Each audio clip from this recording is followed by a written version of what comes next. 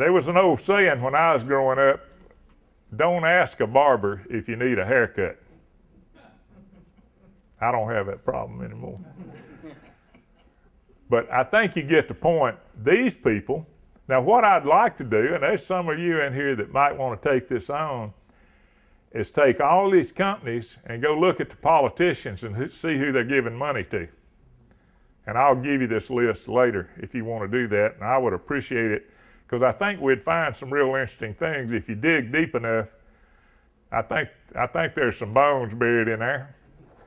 And you know, to be honest, I don't mind these people promoting their wares.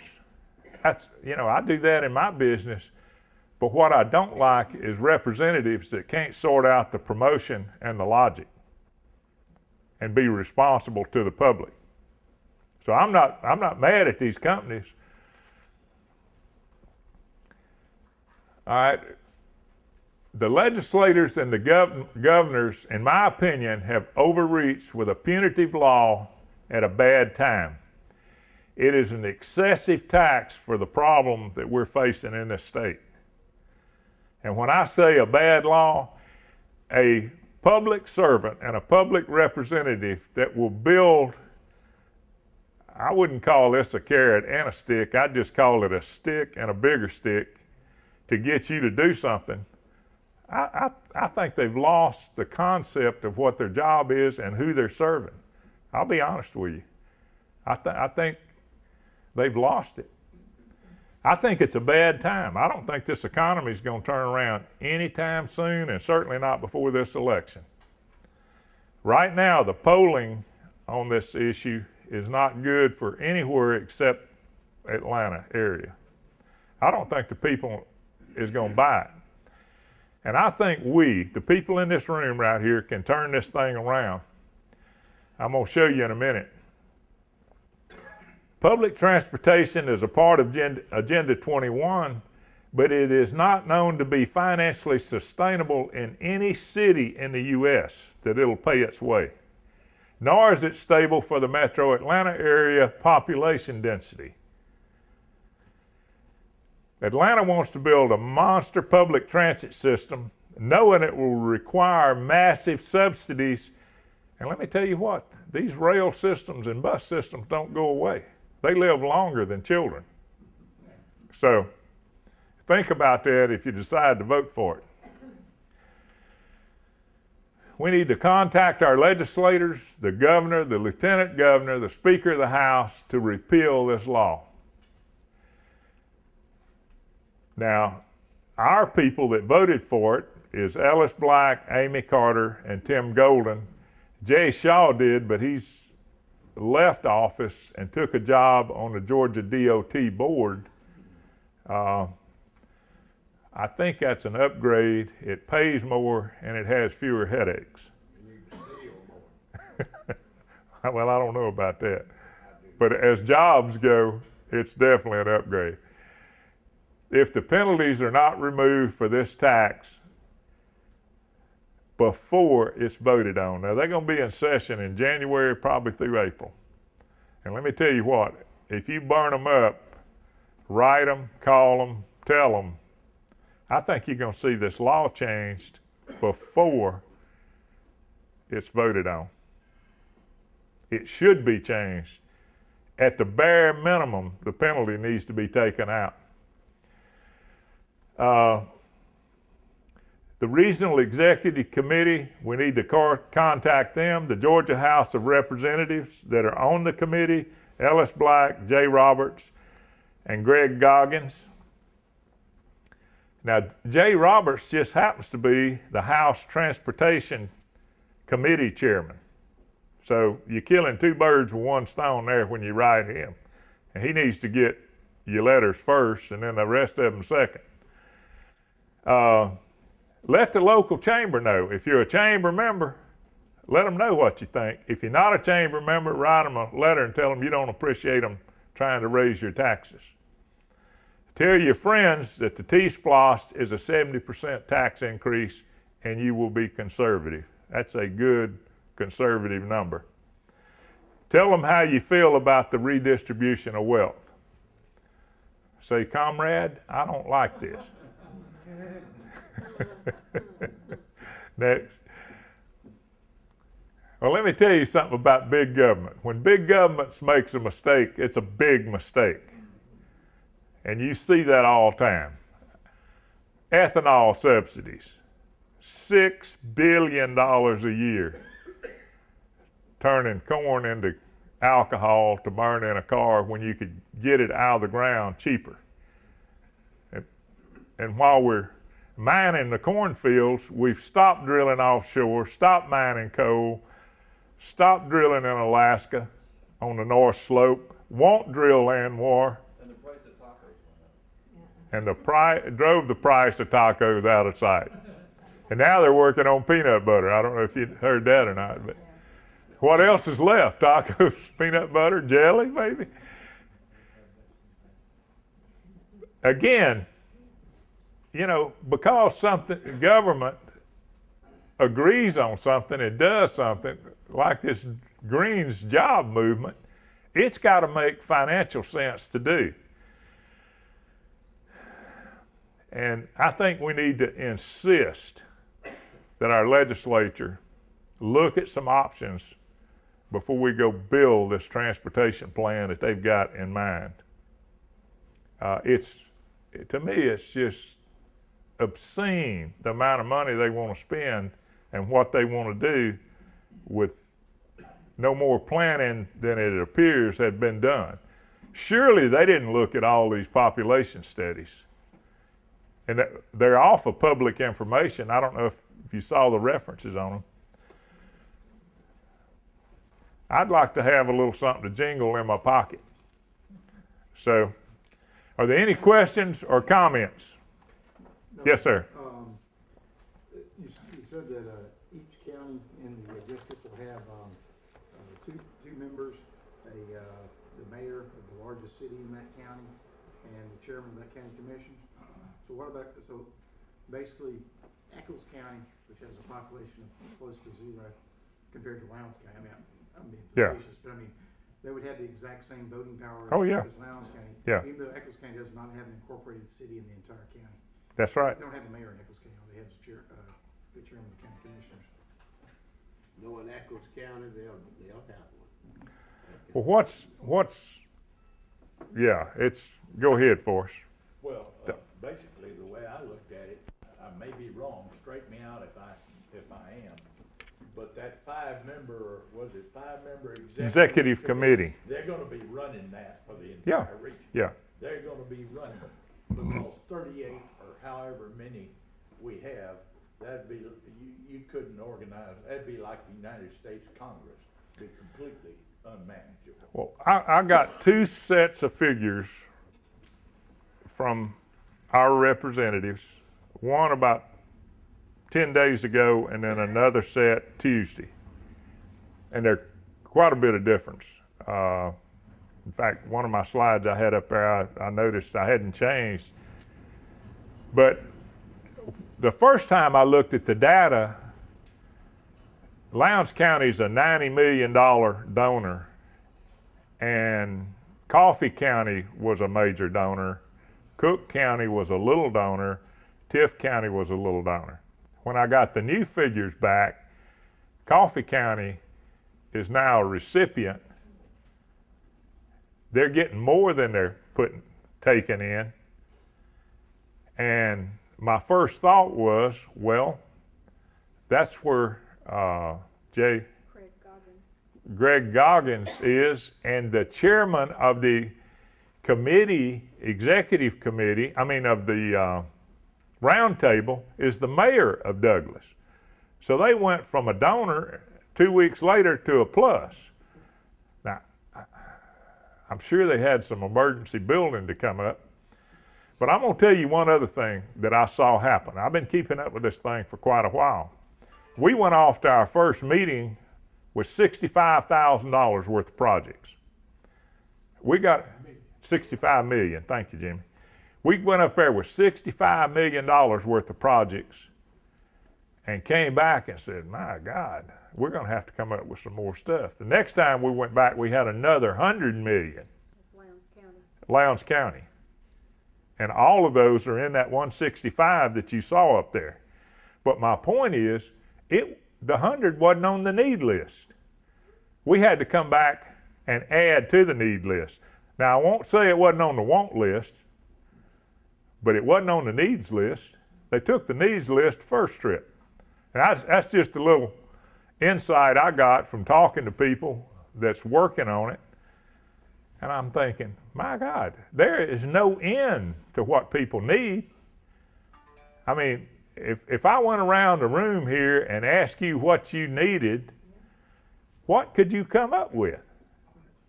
You think $5 million would cover it? Probably not.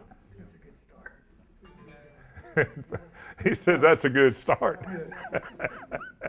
But my point is, when you got a 10-year outlook, now I know I was in marketing and did business planning. We did a 3-year and a 5-year plan. The furthest out we went was 5 years. Now we did some strategic planning with no hard numbers, but just general direction that went out further. But as far as knowing actually what was needed, it's hard to go past 5 years and have any accuracy. Nolen, a couple of comments. One of them is 14 years ago, we built jail Newbern. And we built it because we had earned the money from the state. The state was funding the construction. And then lo and behold, we passed SPLOST because we did have some needs we couldn't fund at that time. And now I think all the needs in terms of schools in Lowndes County, we spent, I mean, a ton of money out of SPLOST building schools, building schools, building schools. But what it did was it took the responsibility of the state away and it put on us for a sales tax. This up here sounds to me just like the same boondoggle. It's the same thing. It's dead on the same thing. But Jimmy, if you were up there and you looked out here and people were dumb enough to vote themselves a tax, and then they turned around and voted themselves for a special option local tax, and then a local option special tax, we got 3 SPLOST in this county, and when you're dealing with people that's that stupid, what do? You send them another tax. You let them contribute some more. The other thing before I got here tonight, I thought the one positive was that we had local control over what we did with these dollars. But We do. That doesn't appear to me. Well, we got mostly local control. Now, one good thing about this that they repeat over and over in this bill, and it's kind of like a magician, you know, when he's waving this hand over here, this is where he's getting a rabbit, you know. Yeah, or your wallet in this case. But they say repeatedly that these funds can't be used for anything other than transportation. Well, but what about your sales tax fund and your income tax fund and your fuel tax fund? That's why I wanted you to see those big numbers up there of where the stuff is coming from. Yeah, they make one thing clear, but the other things they don't make clear is what are you going to do when we assume this responsibility? 40% of the projects on that list in that 18 county area are state or U.S. highways. 60% of them are local projects. The state should already be doing that, and the U.S. tax should be doing the other. But we're going to assume that, and then they're going to have a slush fund to do what they want to do. And I don't think this thing's going to sell. It's just too egregious, I think. And actually, the people in this room mostly knew what T-SPLOST was, but when you get out on the street, nobody knows. I started to tell you that. I questioned 12 people last week, never heard of T-SPLOST. Let me say one thing, and then I'm going to get to you. Roy Taylor has had some vote no on SPLOST tax signs made. He's going to sell them to you for $3, which is what they cost if you want one. Now, I think it would be good to get one and put in your yard, or put anywhere you want to put it at your business or any place else. Well, it doesn't matter. It's a SPLOST. If we don't win this time, we can use it against the next. Roy's thinking in the future. No, would it be better off to put that sign out after this coming election, so it's not confused people? Is there ballot here. Oh, yeah, that's a good point. There won't be anything on this upcoming ballot. We're a little bit early, but I don't think too early for you to start talking to people and let them know they got a 70% whammy coming. Yeah. Two questions. Are all those positions that they're adding, are all those paid positions? And second, what if like the big cities like Savannah, Atlanta, the big cities vote for it and rural areas vote against it? I think that's what's going to happen. I think the big city may pass it. But let me tell you what, the Tea Party's going wild up there explaining stuff to people, writing letters to the editor. Nobody really knows what's going on. And quite honestly, I didn't know what was going on until I got into numbers on this thing. But the more I look at it, I'm thinking, ain't no way this thing's going to pass. But we need to get a writing campaign going here, 2 or 3 people a week, pump a letter into the yeah, newspaper and just keep it.